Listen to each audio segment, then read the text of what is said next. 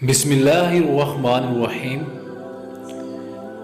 کسی بادشاہ کا گزر اپنی سلطنت کے ایک ایسے علاقے سے ہوا جہاں کے لوگ سیدھا نہر سے ہی پانی لے کر پیتے تھے۔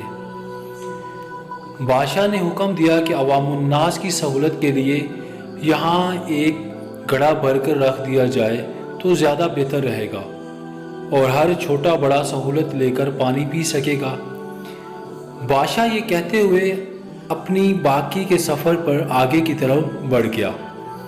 شاہی حکم پر ایک گڑھا خرید کر نہر کے کنارے رکھا جانے لگا تو ایک اہلکار نے مشورہ دیا، یہ گڑھا عوامی دولت سے خرید کر شاہی حکم پر یہاں نصب کیا جا رہا ہے، ضروری ہے کہ اس کی حفاظت کا بندوبست کیا جائے اور ایک سنتری کو چوکیدار کے لیے مقرر کیا جائے۔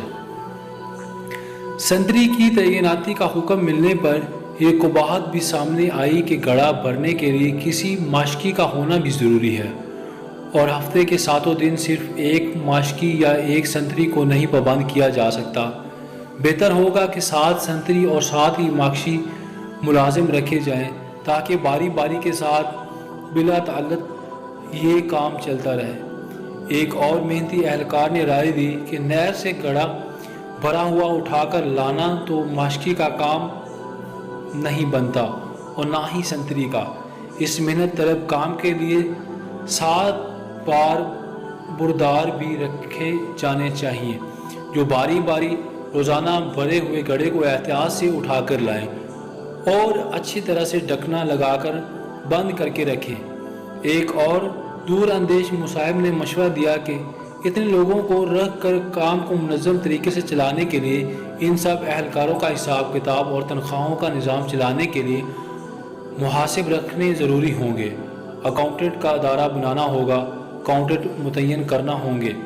ایک اور ذو فہم و فراست اہلکار نے مشورہ دیا کہ یہ اسی صورت میں ہی یقینی بنایا جا سکتا ہے کہ ہر کام اچھے طریقے سے چل رہا ہے تو اس سارے ماشکیوں، سنتریوں اور بار برداروں سے بہتر طریقے سے کام لینے کے لیے ایک ذاتی معاملات کا ایک شعبہ قائم کرنا پڑے گا۔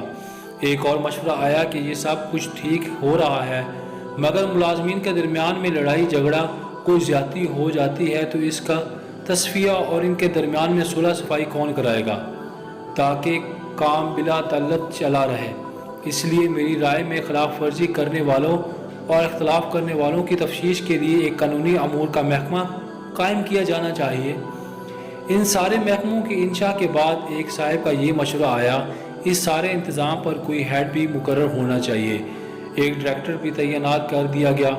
سال کے بعد حسب روایت بادشاہ کا اپنی رعایا کے دورے کے دوران اس مقام سے گزر ہوا تو اس نے دیکھا کہ نہر کے کنارے کئی کنار رقبے پر ایک عظیم و شان عمارت کا وجود آ چکا ہے جس پر لگی ہوئی روشنیاں دور سے نظر آتی ہیں اور عمارت کا دبدبا آنکھوں کو خیزہ کرتا ہے۔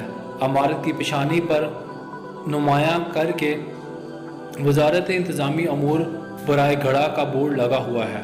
بادشاہ اپنے محاسبین کے ساتھ اندر داخل ہوا تو ایک علیحدہ ہی جہاں پایا۔ عمارت میں کئی کمرے، میٹنگز روم اور دفاتر قائم تھے۔ ایک بڑے سے دفتر میں آرام کرسی پر عظیم و شان چوبی میز کے پیچھے سرمئی بالوں والا ایک پروقار معزز شخص بیٹھا ہوا تھا جس کے سامنے تختی پر اس کے القابات پروفیسر ڈاکٹر 2 جنگوں کا فاتح فلاں بن فلاں ڈائریکٹر جنرل برائے معاملات سرکاری گڑھا لکھا ہوا تھا۔ بادشاہ نے حیرت کے ساتھ اپنے وزیر سے اس عمارت کا سبب پوچھا اور ساتھ ہی اس عجیب و غریب محکمہ کے بارے میں پوچھا جس کا اس نے اپنی زندگی میں کبھی نام بھی نہیں سنا تھا۔ بادشاہ کے وزیر نے جواب دیا، حضور اعلیٰ، یہ سب کچھ آپ ہی کے حکم پر ہوا ہے جو آپ نے پچھلے سال عوام الناس کی فلاح اور آسانی کے لیے یہاں پر گڑھا نصب کرنے کا حکم دیا تھا۔ بادشاہ مزید حیرت کے ساتھ باہر نکل کر اس گڑھے کو دیکھنے گیا جس کو لگانے کا اس نے حکم دیا تھا۔ بادشاہ نے دیکھا کہ گڑھا نہ صرف خالی اور ٹوٹا ہوا ہے بلکہ اس کے اندر ایک مرا ہوا پرندہ بھی پڑا ہوا ہے۔ گڑھے کے اطراف میں بے شمار لوگ آرام کرتے اور سوئے ہوئے پڑے ہیں اور سامنے ایک بڑا بورڈ لگا ہوا ہے، گڑھے کی مرمت اور بحالی کے لیے اپنے عطیات جمع کرائیں، منجانب وزارت و انتظامی امور برائے گڑھا۔ میرے وطن کی کہانی وفاقی وزیر، وزیر مملکت، صوبائی وزیر، پرسنل سیکرٹری، مشیر عہدہ پروٹوکول اور کام سفر۔